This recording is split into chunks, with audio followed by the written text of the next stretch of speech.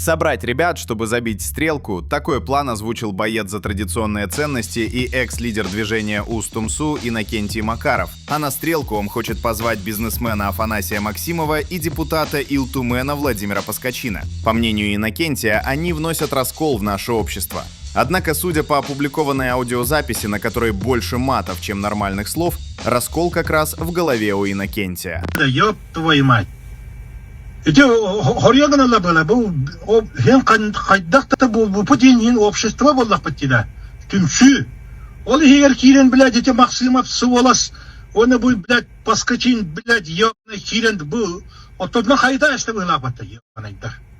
Если, блядь, кимinin юхтареллар хайыллар нахуй. Эти провокация, блядь. Эти никак кирен беремен нахуй. Да Allah хокутом, блядь, Allah пиздигом матнар нахуй. Allah каштерин была, блядь, Allah химмир дамон учатарбу муньом нахуй. Блядь, руку, блядь, того он сылла курдук нахуй. Истерия кан трар нахтада. Onu da rahatladım ho, блядь, ебаный.